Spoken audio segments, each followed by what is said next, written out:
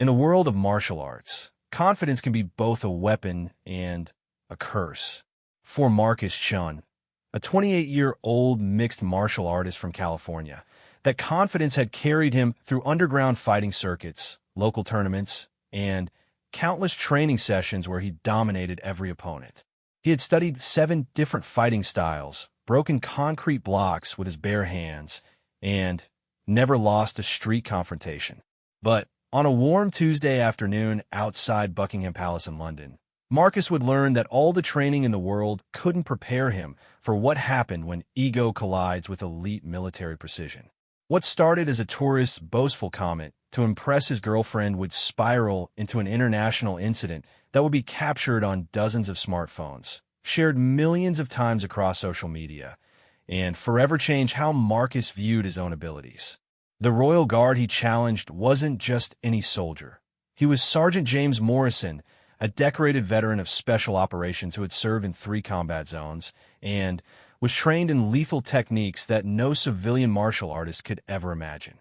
This is the true story of 3 seconds that shattered a lifetime of confidence, and the unexpected journey that followed when pride met reality in the most public way possible.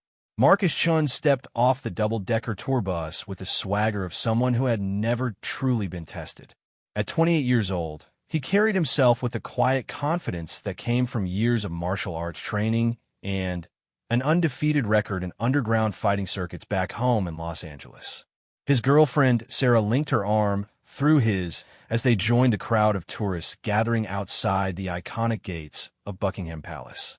The morning sun cast long shadows across the courtyard, and Marcus couldn't help but notice how the red uniformed guards stood perfectly still, their tall black bearskin hats making them appear almost statue-like.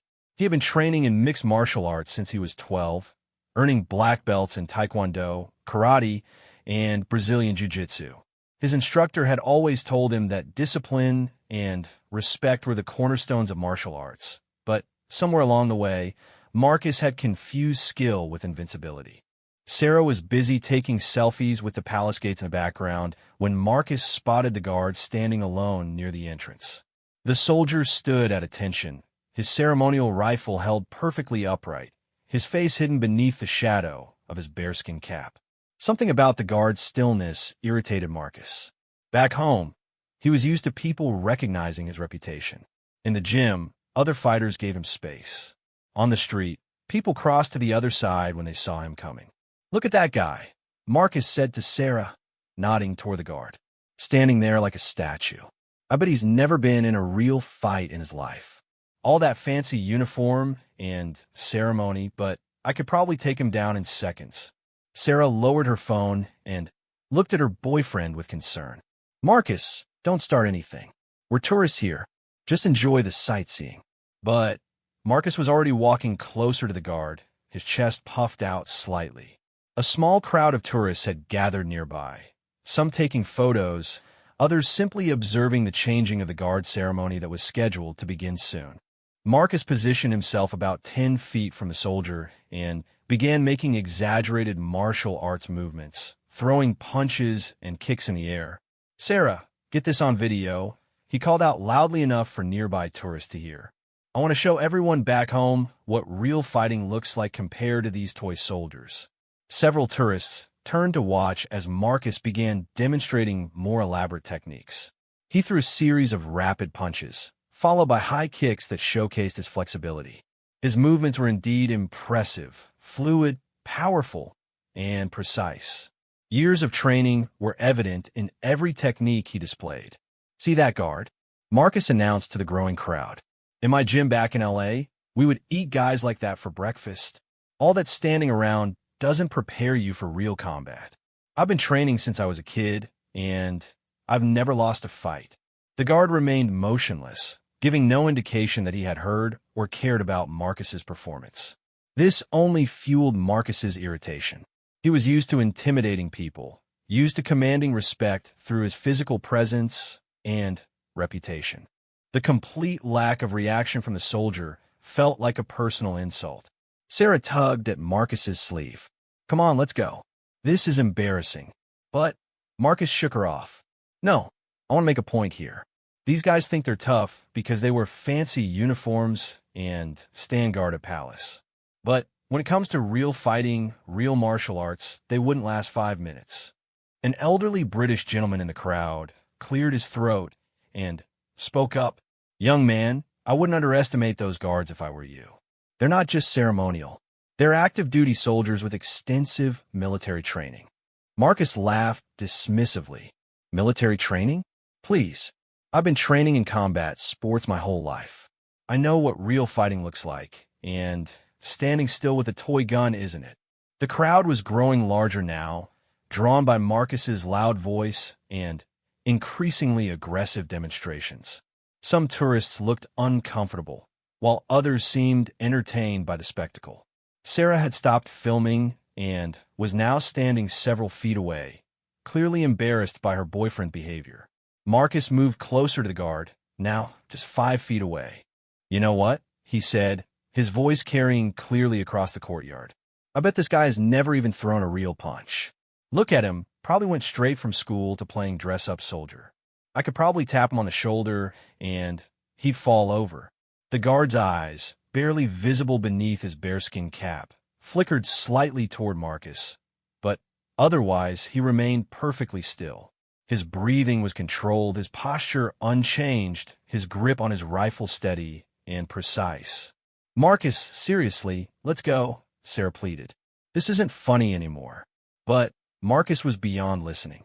The lack of reaction from the guard had triggered something primal in him, a need to prove his dominance that overrode his common sense. In the fighting circuits back home, even a mention of his name was enough to make opponents nervous. Here, he was being completely ignored, treated as if he was invisible. "You know what I think?" Marcus announced to the crowd. "I think these guards are all for show. I bet if someone actually challenged one of them, they wouldn't know what to do. They're trained to stand still and look pretty, not to actually fight."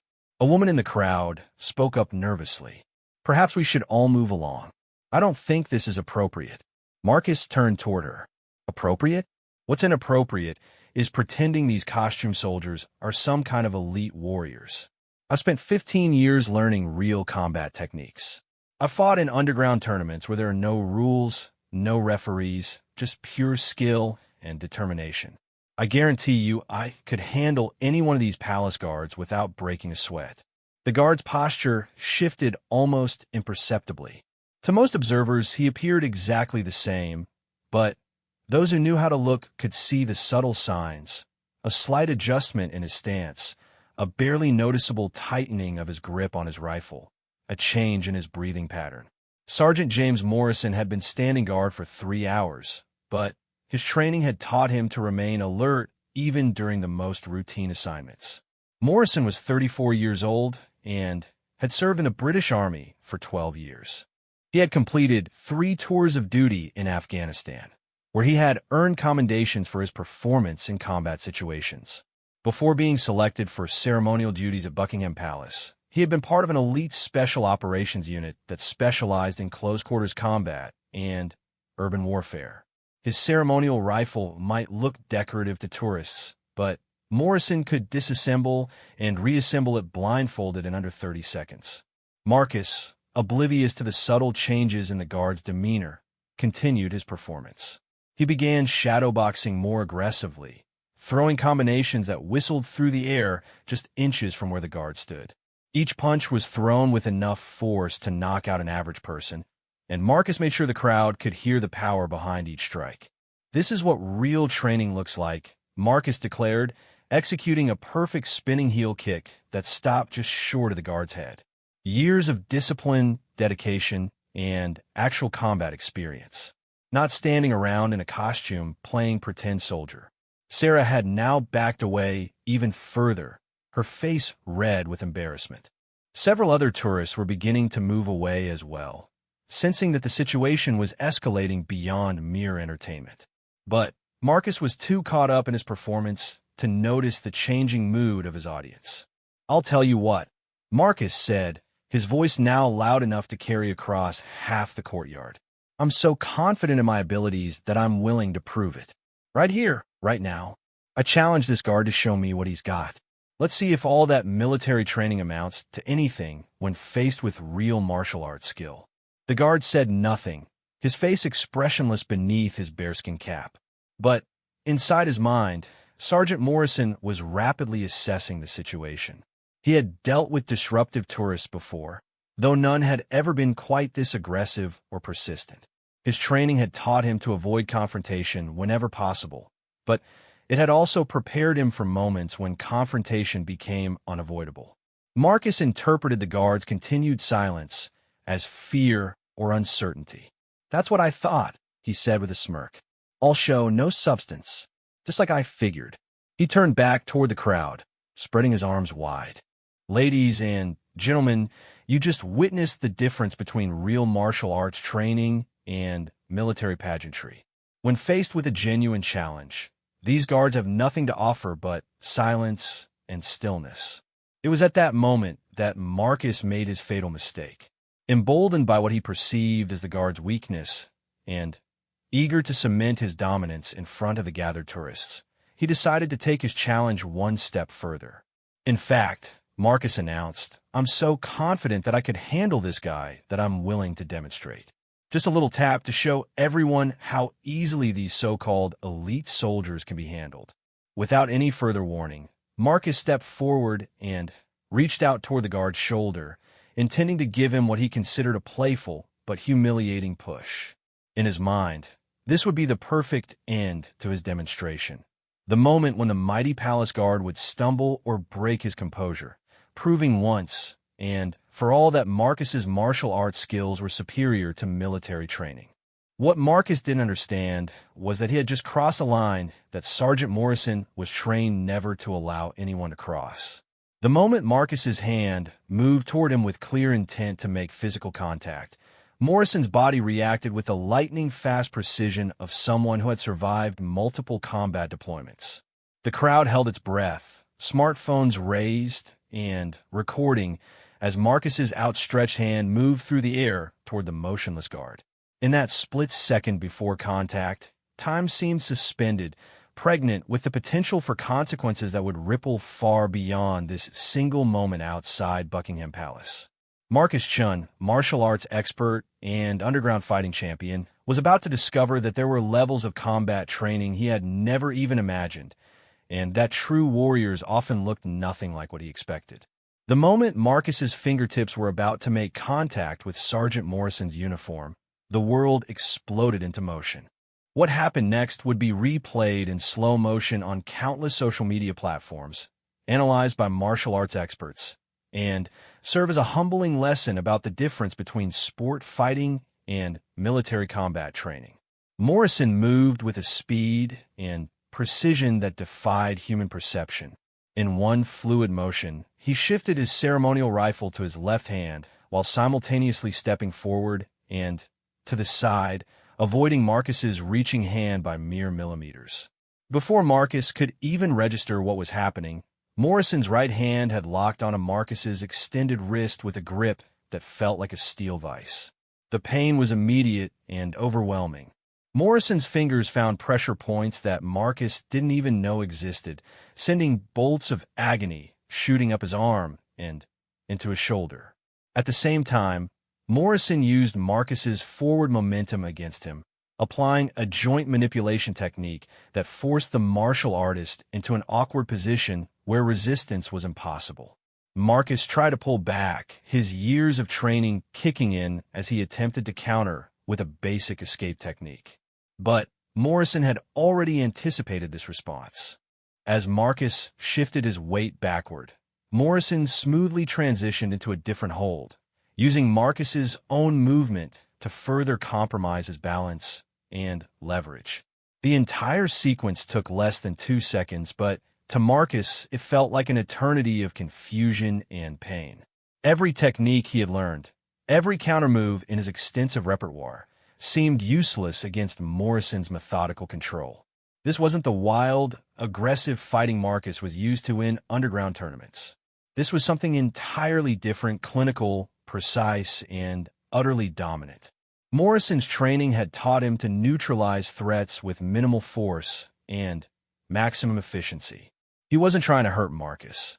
He was simply demonstrating complete control over the situation. The techniques he was using had been developed through decades of military research and tested in real combat situations where failure meant death. The crowd of tourists stood frozen in shock, their cameras capturing every moment of Marcus's humiliation. What had started as entertainment had suddenly become something much more serious and uncomfortable to witness. Several people lowered their phones, realizing they were recording what might be classified as an assault, despite the fact that Marcus had initiated the contact. Sarah stood with her hand over her mouth, watching her confident boyfriend being systematically dismantled by someone who appeared to be doing nothing more than performing his ceremonial duties. The guard's face remained expressionless, his breathing still controlled and steady, as if subduing an aggressive tourist was just another routine part of his day. Marcus attempted to use his leg strength to break free, trying to sweep Morrison's legs in a technique that had worked countless times in sparring matches. But Morrison simply adjusted his stance slightly, absorbing the impact while maintaining his grip on Marcus's arm. The martial artist's leg strike, which should have been powerful enough to knock down any normal opponent, seemed to have no effect whatsoever.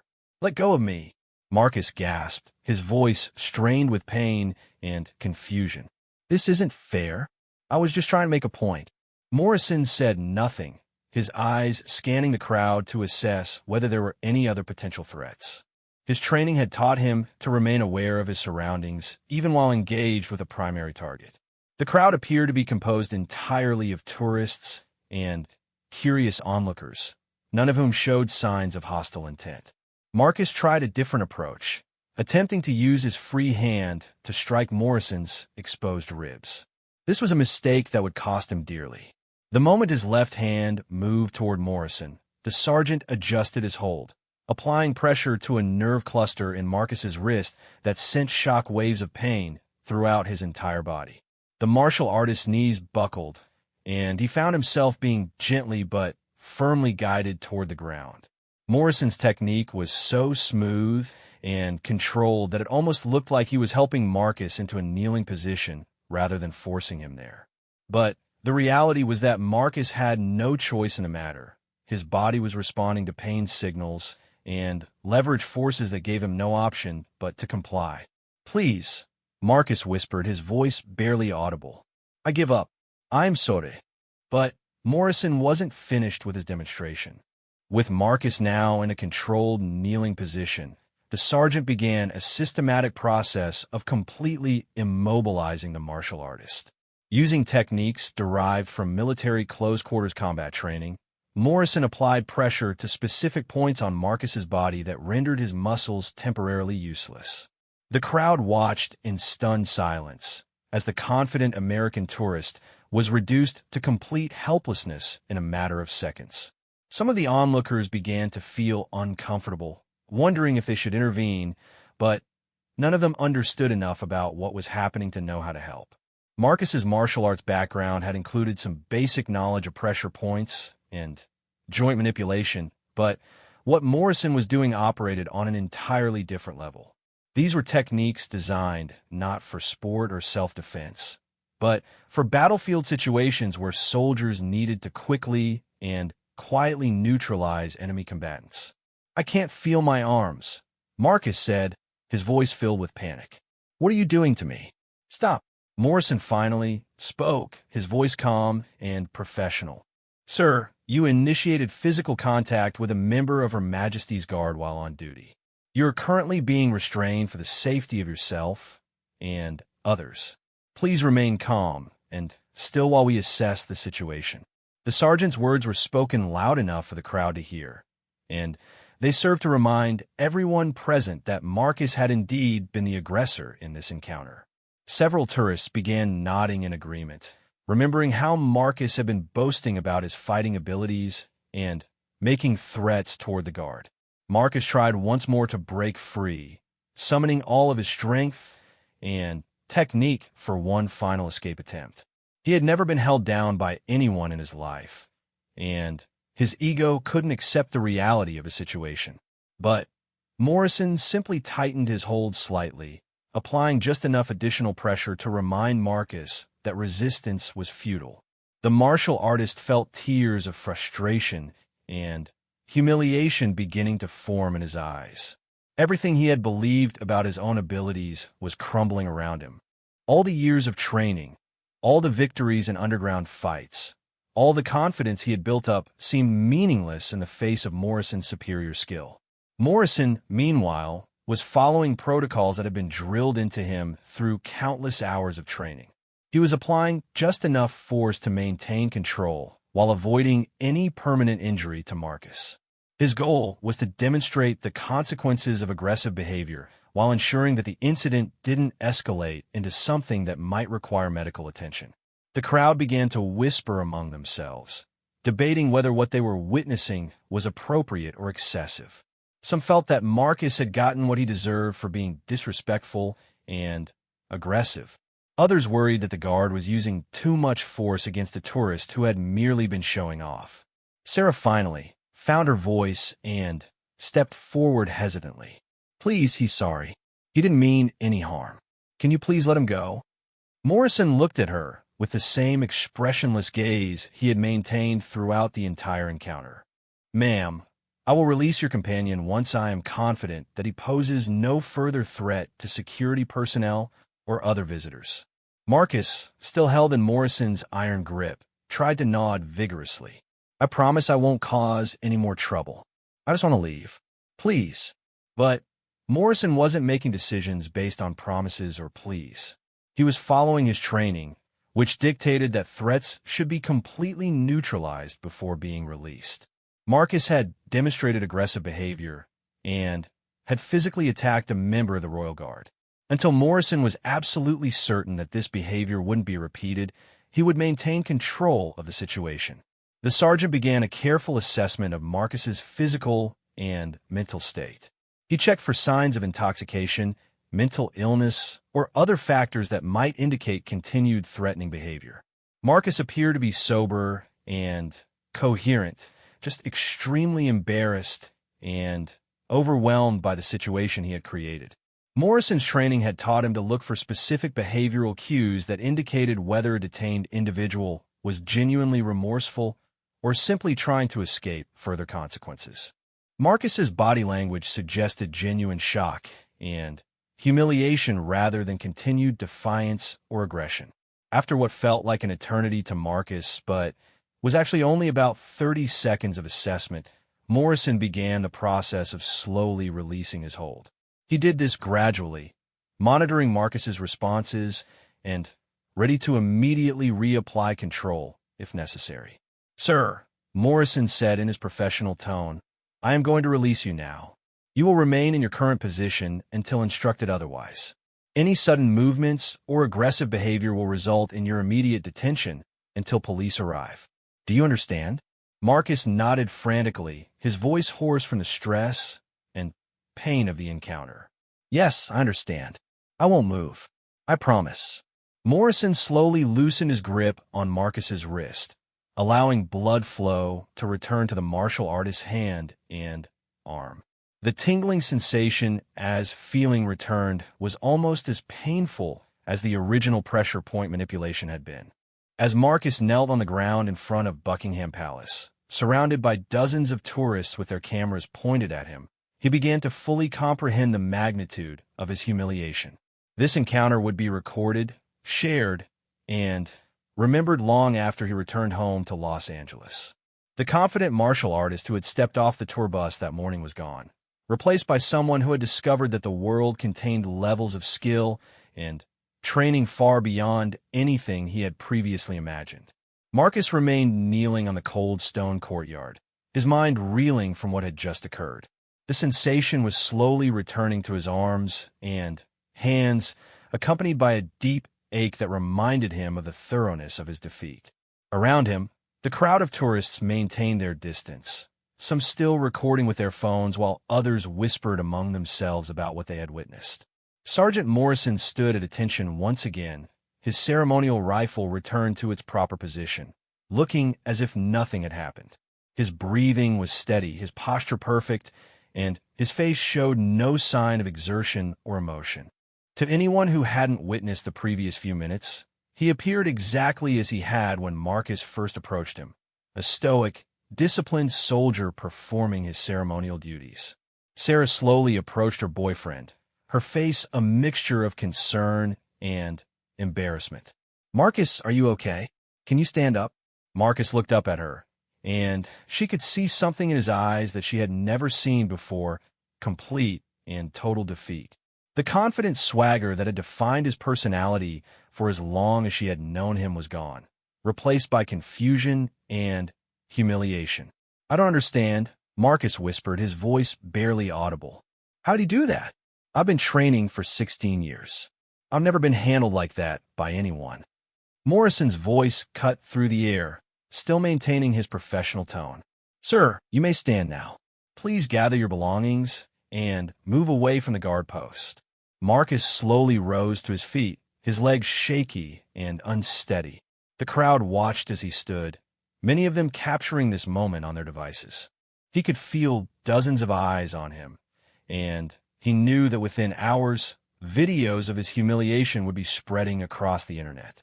An elderly British gentleman who had been watching the encounter approached Marcus with a mixture of sympathy and wisdom in his eyes. "Young man, you just learned a valuable lesson about the difference between sport and warfare. That guard isn't just ceremonial. He's an active duty soldier with combat experience." Marcus looked at the man blankly, still trying to process what had happened. "But I've been training my whole life. I know how to fight. I've never lost before." The gentleman nodded understandingly. "You know how to compete in martial arts, son? That's entirely different from military combat training. These guards have been trained to neutralize threats quickly and efficiently, often in life or death situations. What you experienced wasn't a fight. It was a professional soldier doing his job." Sarah took Marcus's arm, trying to guide him away from the scene. "Come on, let's go." Everyone's staring, but Marcus couldn't move. He stood transfixed, staring at Morrison, trying to understand how someone who appeared to be doing nothing could have so completely dominated him. The guard's stillness, which had irritated him before, now seemed ominous and powerful. "Ow!" Marcus asked, directing his question toward Morrison. "How did you do that?" Morrison didn't respond, his eyes focused straight ahead. His training dictated that he should not engage in conversation with civilians unless absolutely necessary for security purposes. The incident was over, the threat had been neutralized, and now he needed to return his full attention to his duties. A police officer appeared at the edge of the crowd, having been summoned by palace security who had observed the encounter. PC David Wright had been patrolling the area for 3 years and had seen his share of tourist incidents, but this one was clearly different from the usual selfie-related disturbances. "Is there a problem here?" PC Wright asked, his voice authoritative but calm. Several tourists began speaking at once, trying to explain what had happened. The officer listened patiently, taking notes and asking clarifying questions. It quickly became clear that Marcus had initiated the physical contact, and that the guard had responded appropriately to what could be considered an assault. "Sir," PC Wright said to Marcus, "I need to ask you some questions about what occurred here. Are you injured? Do you require medical attention?" Marcus shook his head slowly. "No, I'm not hurt. Just confused." The officer nodded. "I understand there was some sort of altercation between you and the guard. Can you tell me in your own words what happened?" Marcus looked around at the crowd, many of whom were still recording the conversation. He realized that anything he said would likely be captured and shared online. The weight of his mistake was beginning to sink in fully. "I was showing off," Marcus admitted quietly. I thought I could prove something. I was wrong." PC Wright made notes in his pad. "Did you make physical contact with the guard?" Marcus nodded reluctantly. "I tried to touch his shoulder. I didn't mean to hurt anyone. I just want to show that he wasn't as tough as everyone thinks." The officer looked toward Morrison, who gave a barely perceptible nod to confirm Marcus's account. PC Wright had worked with the palace guards before and knew that they were trained to use minimal force necessary to neutralize threats. The fact that Marcus was standing and talking indicated that Morrison had exercised considerable restraint. "Sir, What you did constitutes assault on a member of the armed forces, PC, Wright explained. However, given the circumstances and the fact that you've admitted your mistake, I'm going to issue you a formal warning rather than pressing charges. Marcus felt a wave of relief, but it was quickly replaced by renewed embarrassment as he realized how serious his actions could have been. I'm sorry. I really am. I had no idea. PC, Wright nodded. The palace guards are highly trained soldiers, not tourist attractions. They have the authority and training to respond to threats with appropriate force. You're fortunate that Sergeant Morrison showed restraint. Hearing Morrison's name and rank for the first time made Marcus realize just how out of his depth he had been. Sergeant Morrison wasn't just a ceremonial guard. He was a non-commissioned officer with years of military experience and training. Sarah tugged at Marcus's sleeve again. Can we please go now? I think we've caused enough of a scene. But Marcus found himself unable to leave without attempting to understand what had happened to him. He approached Morrison once more, this time maintaining a respectful distance and speaking in a humble tone. Sergeant Morrison, I want to apologize for my behavior. I was disrespectful and ignorant. Could you help me understand what you did? I've never experienced anything like that before. Morrison's eyes flicked toward Marcus briefly, but he maintained his position and said nothing. His orders were clear: maintain ceremonial posture and avoid unnecessary interaction with civilians. PC Wright stepped in to help. Sir, the sergeant is on duty and cannot engage in conversation. But I can tell you that what you experienced was military close-quarters combat training. These techniques are designed for battlefield situations where soldiers need to quickly neutralize threats. Marcus nodded, beginning to understand the magnitude of his error. I thought my martial arts training made me qualified to challenge anyone. I realize now how foolish that was. The crowd around them was beginning to disperse, but many people were still recording and taking photos. Marcus knew that his humiliation would soon be shared across social media platforms, likely with titles like "Martial Artist Gets Owned by Palace Guard" or "Tourist Learns Hard Lesson About Real Fighting." An American tourist who had been watching approached Marcus with sympathy. Hey man, don't feel too bad. I'm former Army myself, and I can tell you that military training is on a completely different level from civilian martial arts. These guys are trained to end conflicts, not compete in them. Marcus looked at the veteran gratefully. I just don't understand how he moved so fast. And the pain. I couldn't even think straight. The veteran nodded knowingly. That's the difference between sport fighting and combat training. In martial arts, you learn techniques within rules and limitations. Military training focuses on ending threats as quickly and efficiently as possible, using whatever works. Sarah finally managed to pull Marcus away from the scene, leading him toward a nearby bench where they could sit down and process what had happened. As they walked, Marcus could hear fragments of conversation from the dispersing crowd. Did you see how fast that guard moved? The American guy never had a chance. That's what happens when you mess with the military. I got it all on video. This is going viral for sure. Marcus sat heavily on the bench, his head in his hands. The adrenaline was wearing off, and he was beginning to feel the full impact of both the physical encounter and the emotional humiliation. Everything he had believed about his own abilities had been shattered in a matter of seconds. I don't know what to think anymore, he said to Sarah. I've been so confident in my abilities, so sure that I could handle anything. But that guard, it was like he was playing with me. Sarah sat beside him, unsure of how to comfort someone whose entire self-image had just been destroyed. Maybe this is a good thing in the long run. Maybe you needed to learn that there's always someone better, someone with different training. Marcus looked up at her, and she could see tears of frustration in his eyes. But I've dedicated my life to this. Martial arts is who I am. If I'm not good at fighting, then what am I? It was a question that would haunt Marcus for months to come, forcing him to reevaluate not just his physical abilities, but his entire sense of identity and purpose. The confident martial artist who had challenged a royal guard was gone, replaced by someone who needed to rebuild his understanding of strength, skill, and what it truly meant to be a warrior. As they sat in silence, watching other tourists continue their sightseeing as if nothing had happened, Marcus began to realize that his real journey was just beginning. The physical defeat had lasted only seconds, but learning to live with its implications would take much longer.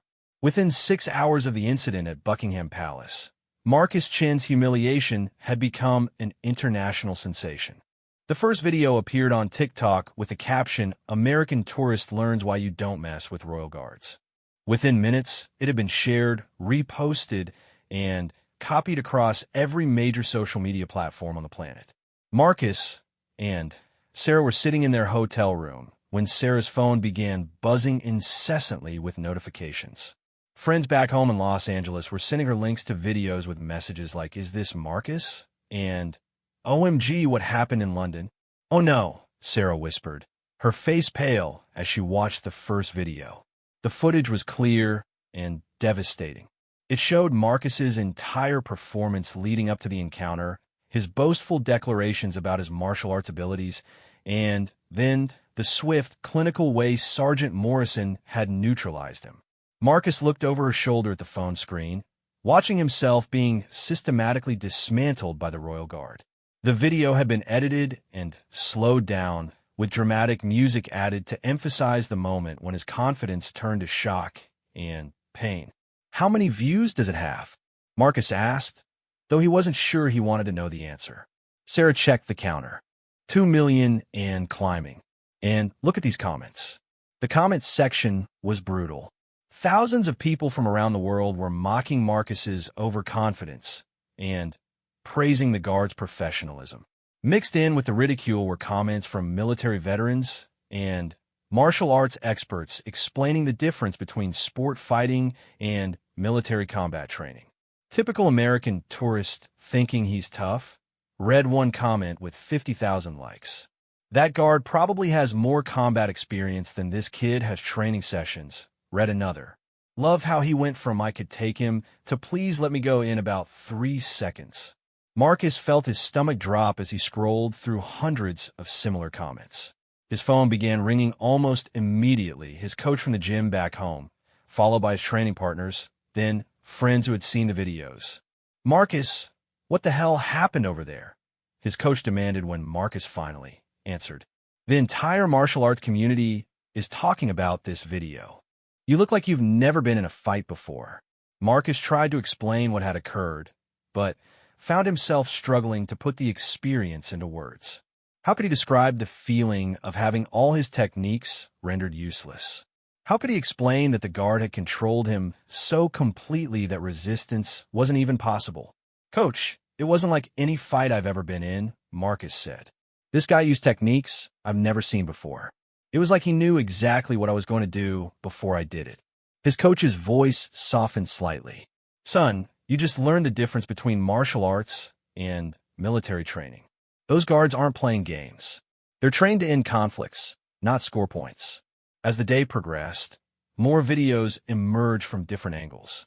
Tourists who had been present at the scene uploaded their footage, creating a complete record of Marcus's humiliation from multiple perspectives.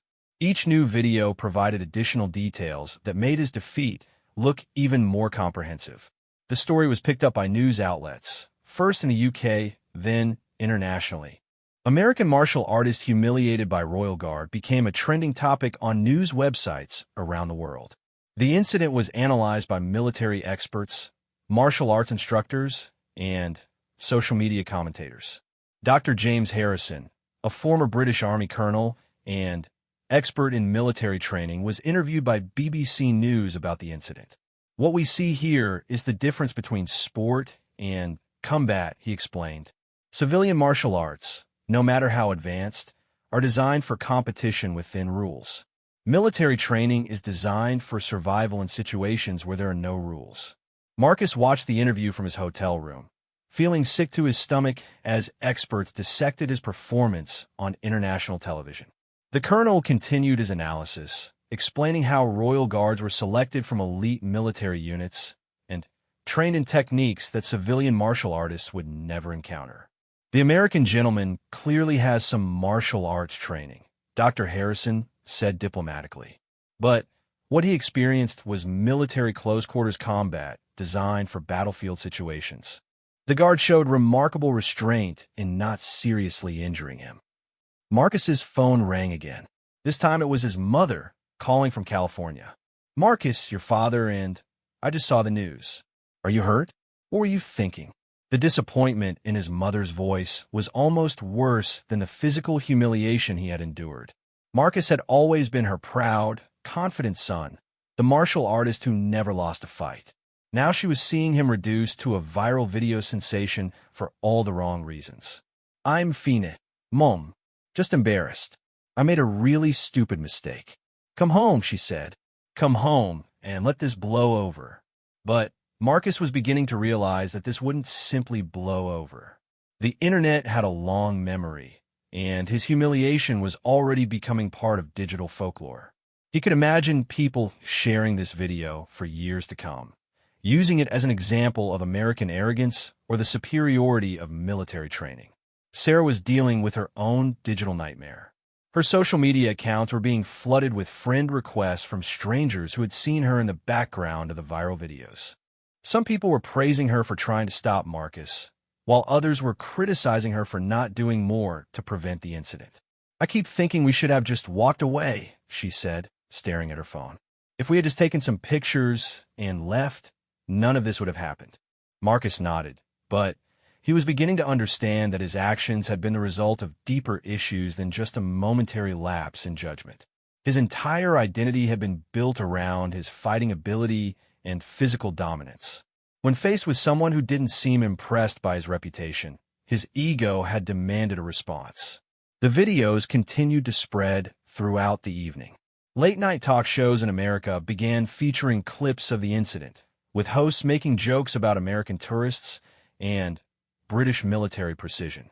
Comedy accounts on social media created memes using stills from the video, with captions like, "When you think you're tough, but meet actually tough." Marcus found himself becoming a character in other people's stories rather than the hero of his own. Comment sections filled with people sharing their own experiences with military personnel, veterans explaining their training, and martial artists discussing the limitations of sport fighting. One comment thread particularly caught his attention. A Brazilian jiu-jitsu instructor had written, "I've been teaching martial arts for 20 years, and this video is actually a great teaching tool. It shows why we need to stay humble and remember that our training has specific purposes and limitations." The instructor continued, "This young man clearly has skills, but he made the mistake of thinking that made him universally tough." The guard wasn't fighting him. He was neutralizing a threat using military protocols. Two completely different things. Reading this analysis helped Marcus begin to understand what had happened to him. He wasn't a bad martial artist. He had simply encountered something outside his realm of experience and training. But that realization didn't make the humiliation any easier to bear. By midnight London time, the original TikTok video had surpassed 10 million views. Reaction videos were being created by martial arts YouTubers, military analysis channels, and comedy accounts. Marcus had become internet famous, but for all the wrong reasons. His Instagram direct messages were flooded with messages from strangers. Some were supportive, sharing their own stories of humbling experiences and encouraging him to learn from what had happened. Others were cruel, mocking his perceived arrogance and American stereotypes. One message stood out among the rest. It was from a former U.S. Marine who had served in Afghanistan. "Hey man, I saw what happened. Don't let it destroy you. I've been humbled by those kinds of guys too. The difference between sport and war is real, and you learned it the hard way. Use this experience to become better." Marcus screenshot the message, finding some comfort in knowing that he wasn't the only person who had underestimated military training. But he still faced the challenge of returning home to Los Angeles, where everyone in his martial arts community had now seen his very public defeat. The incident had exposed something fundamental about Marcus's relationship with martial arts. He had been using his fighting ability as a source of identity and confidence, rather than as a tool for personal development and self-defense. When that ability was suddenly shown to have limitations, his entire sense of self had crumbled along with it. As he lay in bed that night, unable to sleep while his humiliation continued to spread across the globe, Marcus began to realize that this experience might be the most important thing that had ever happened to him. It had shattered his ego completely, but perhaps the destruction was necessary for real growth to begin. Tomorrow he would have to face the world as someone different, not the invincible martial artist he had believed himself to be, but simply a human being who had learned a very public lesson about humility, respect, and the vast differences between training for sport and training for survival. 6 months after the incident at Buckingham Palace, Marcus Chin stood in front of his martial arts class in Los Angeles, preparing to teach a lesson that would have been impossible before his humbling encounter with Sergeant Morrison. The viral video had long since faded from trending topics, but its impact on Marcus's life had been permanent and profound. Today we're going to talk about the difference between confidence and arrogance. Marcus told his students, a group of 12 young martial artists ranging in age from 16 to 25. And I'm going to tell you a story about the most important lesson I ever learned. The students knew about the video, of course. Everyone in the martial arts community had seen it.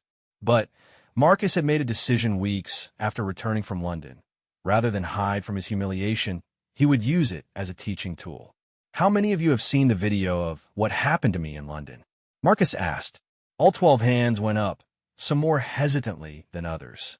The students weren't sure if their instructor wanted to discuss what many considered the most embarrassing moment in martial arts internet history. Good, Marcus said with a slight smile. Then, you already know what happens when ego gets in the way of wisdom. Let me tell you what I learned from those 3 seconds that changed my entire perspective on martial arts and life. Marcus had spent the months since London completely rebuilding his approach to training and teaching. The return home had been difficult. Some of his training partners had been supportive, while others had struggled to take instruction from someone they had seen so thoroughly defeated online. Several students had left his classes, unable to respect an instructor who had become a viral meme. But Marcus had also gained new students, people who were drawn to his honesty about the experience and his willingness to learn from public failure. His coach had initially suggested that Marcus take a break from teaching until the controversy died down, but Marcus had insisted on continuing. He felt that his experience, however humiliating, had given him something valuable to offer. The first thing I learned, Marcus continued his lesson, is that there are many different types of strength and many different reasons for training. I have been training my entire life to prove I was tough, to dominate other people, to feed my ego. What I encountered in London was someone who trained for completely different reasons. Marcus had reached out to several military veterans in the months following the incident, trying to understand what had happened to him.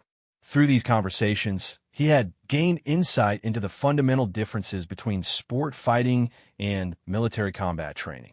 Sergeant Morrison wasn't trying to prove anything when he dealt with me, Marcus explained to his class. He wasn't fighting for ego or entertainment. He was simply doing his job, protecting himself and others using skills he hoped he would never have to use. That's the difference between a warrior and someone who just thinks they're tough. One of his students, a 19-year-old named David who had been training for 3 years, raised his hand. Sensei, how do you deal with knowing that video is still out there? Doesn't it bother you when people recognize you? Marcus nodded thoughtfully. It bothered me a lot at first. I was embarrassed and angry. I wanted to prove that I wasn't as weak as the video made me look. But gradually I realized that the video actually shows something important. It shows what happens when you stop learning and start believing your own hype. The psychological journey had been the most difficult part of Marcus's recovery. He had spent weeks after returning from London questioning everything he thought he knew about himself. His identity had been so wrapped up in being undefeated that the defeat in London had initially left him feeling like he was nothing. Sarah had been instrumental in helping him work through these feelings. She had encouraged him to see a therapist who specialized in helping athletes deal with career-ending injuries and major defeats. Through therapy, Marcus had begun to understand that his worth as a person wasn't dependent on his ability to physically dominate others. The second thing I learned, Marcus continued, is that real martial arts isn't about proving you're better than other people. It's about constant improvement, humility, and using your skills responsibly. The guard who defeated me wasn't trying to embarrass me. He was just doing what he was trained to do when someone posed a threat. Marcus had made several attempts to contact Sergeant Morrison through official channels, hoping to apologize personally and perhaps learn from him. The British Army had politely declined his requests, explaining that ceremonial guards were not available for civilian training or consultation. But they had passed along Marcus's apology, and Morrison had reportedly accepted it gracefully. The incident had also led Marcus to completely revise his training regimen. Instead of focusing primarily on offensive techniques and physical conditioning, he had begun studying conflict de-escalation, situational awareness, and the psychological aspects of confrontation. He had realized that true martial arts mastery included knowing when not to fight. "I want you all to understand something important," Marcus said to his class. "Being a martial artist doesn't mean you're the toughest person in every room. It means you're prepared to protect yourself and others if necessary, but it also means you're wise enough to avoid unnecessary conflicts." Marcus had started incorporating lessons from his London experience into all his classes. He taught his students about the importance of situational awareness, the legal and ethical responsibilities that came with martial arts training, and the difference between sport competition and real-world conflict. The viral video had also brought unexpected opportunities. Several documentary filmmakers had approached Marcus about featuring his story in projects about social media culture, martial arts philosophy, or military training. He had declined most of these offers, but had agreed to participate in an educational documentary about the psychology of combat sports and ego management. "The third thing I learned," Marcus continued, "is that strength comes in many forms. Physical technique is just one small part of being a complete martial artist. Mental discipline, emotional control, and wisdom are equally important." Marcus had begun studying military history and combat psychology, trying to understand the mindset and training methods that had made Sergeant Morrison so effective. He had learned about the selection processes for elite military units, the mental conditioning required for combat situations, and the fundamental differences between training for sport and training for survival. This research had led him to completely revise his teaching methods. Instead of emphasizing dominance and aggression, he now focused on control, precision, and responsibility. His students were taught to see their training as a tool for personal development rather than a means of proving superiority over others. "I get messages from people all over the world who have seen that video," Marcus told his class. "Some of them are making fun of me, but many of them are sharing their own stories about times when they learned important lessons through humbling experiences. I realized that my public failure has actually helped other people learn and grow."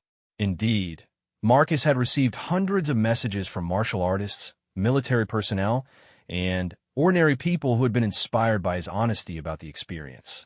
Many had shared their own stories of overconfidence being corrected by reality, and several had thanked him for being willing to discuss the incident openly rather than hiding from it. The conversation had even reached Sergeant Morrison himself. Through mutual contacts in the military and martial arts communities, Marcus had learned that Morrison had watched some of his follow-up interviews and educational videos. The sergeant had reportedly expressed respect for Marcus's willingness to learn from the experience and use it to teach others. "The final thing I learned," Marcus said, bringing his lesson to a close, "is that true strength is being able to admit when you're wrong, learn from your mistakes, and become better. The person who got on that plane to London 6 months ago was weaker than I am today, even though he had never been defeated." Marcus had indeed grown stronger in the months since London, but in ways that couldn't be measured by physical prowess or tournament victories. His confidence was now based on knowledge and wisdom rather than just technique and aggression. His teaching had become more thoughtful and responsible. His relationships with other martial artists had deepened as he became someone who could discuss failure and growth openly. Next week, we're going to start a new unit on conflict avoidance and de-escalation techniques, Marcus announced. I want all of you to understand that the best fight is the one that never happens, and the strongest person in the room is often the one who doesn't need to prove it. As the students filed out of the dojo, many of them approached Marcus individually to thank him for sharing his story so openly. Several mentioned that his honesty about the London incident had actually increased their respect for him as an instructor, not diminished it. Marcus stayed behind after the last student left, practicing forms alone in the quiet dojo. The movements were the same techniques he had been performing for years, but they felt different now. Where once he had practiced with aggression and the desire to dominate, he now moved with precision, control, and respect for the art itself. His phone buzzed with a message from Sarah, who was now his fiancée. She had stood by him through the difficult months of recovery and self-reflection and had been instrumental in helping him transform his humiliation into wisdom. "How did class go?" her message read. "Good," Marcus typed back. "I think I'm finally becoming the martial artist I always thought I was." Outside the dojo, Los Angeles continued its endless motion, full of people struggling with their own challenges and seeking their own growth. Marcus Chun, once an arrogant fighter who thought he could challenge anyone, had become something far more valuable, a teacher who understood that true strength comes not from never falling down, but from getting back up with greater wisdom each time. The viral video that had once been his greatest shame had become his most powerful teaching tool, a permanent reminder that growth often comes disguised as failure, and that the most important victories are often won not over other people, but over our own limitations and pride.